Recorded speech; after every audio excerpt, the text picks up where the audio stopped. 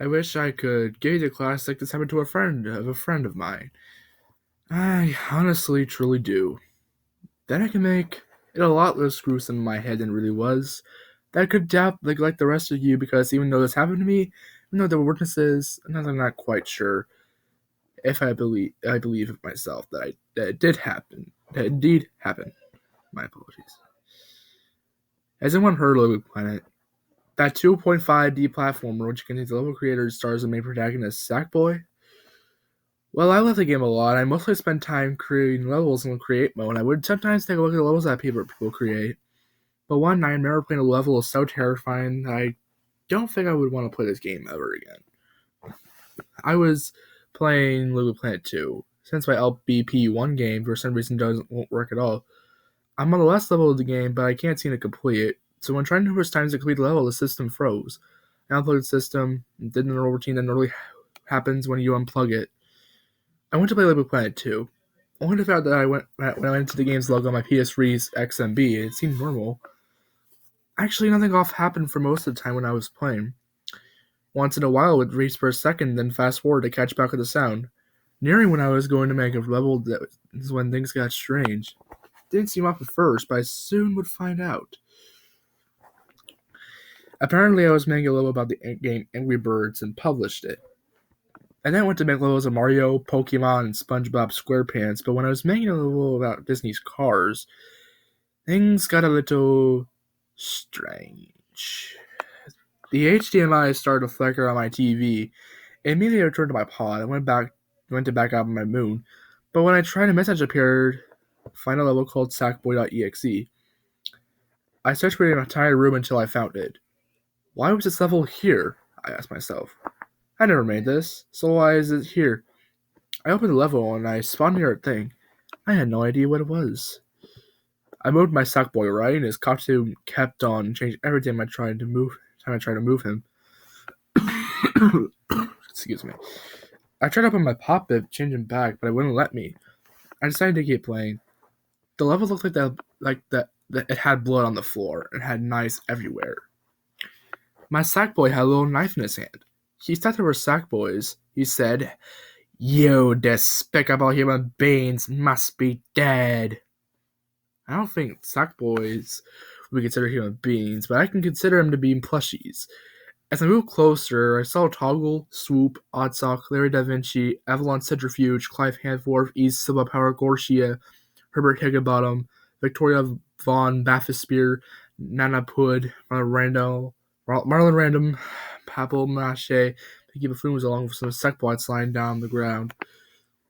Then Negativitron Newton came out and shot missiles at all of them, making them all went out of existence. My Sackboy expression turned to sad expression. He was crying. Newton said, "Would you like to join them?" I clicked yes, and it took me to a minigame called Sackboy.exe. I was playing as Swoop. I tried to make him fly, but when I did, the screen from Sonic.exe played at a really high volume. Good thing I was the one home at the time. Afterward, it cut to a picture of my Sackboy with the words "Game Over" underneath him. He had red bloody eyes and sharp teeth. I quit the game after that and went to bed. I couldn't sleep that night. When I tried to sleep, I'd see the Sackboy.exe in my mind. Just before I turned on my PS3, I got an email from one of Media Molecule's employees known as Victor. He said that Stephen Fry took the staff to see the computer that made the level. Sure enough, they found a virus stored in there, which sent this level and possibly other creepy levels to everyone's copy of the game. But the level led to nowhere. Victor's job was to have a computer, so he was able to look for those who couldn't. He tried tracing back where the level had come from, and the virus, but there was no lead to follow. Either the prankster was an employee and made the level from the game itself and set it up to everyone's game. I covered his tracks very well, which I think was very, very wrong here.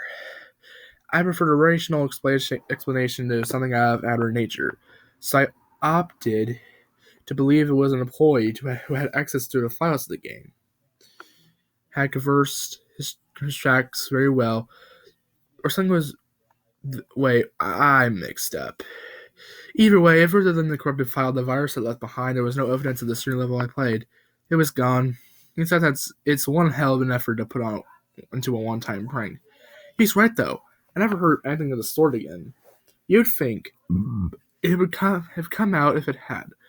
I checked and Victor did too. There's no records of anything like it here anywhere. I tried to contact Media Molecule the next day, but they said that they no longer work on LittleBigPlanet, which is bullshit because they only care about Dreams, which is a piece of crap knockoff. I guess they only focus on their new games now. I stopped playing for a few days because that stupid ass level ruined my life, and maybe stopped playing for a few days. After those few days, I booted up the game again and got a crypto profile message. I managed to get past it by pressing circle. I went to my moon, and the level was gone. I guess Media Molecule fixed the virus. The incident also appeared on the news, and I made people know about it. Some still have crypto levels in their moon. I can't delete them, so now I guess we'll just have to live with these damn crypto levels in our games. Until Media Molecule fully fixes the problem that sending these levels to people's copies of the games, delete whatever that thing is in the files that's making this happen.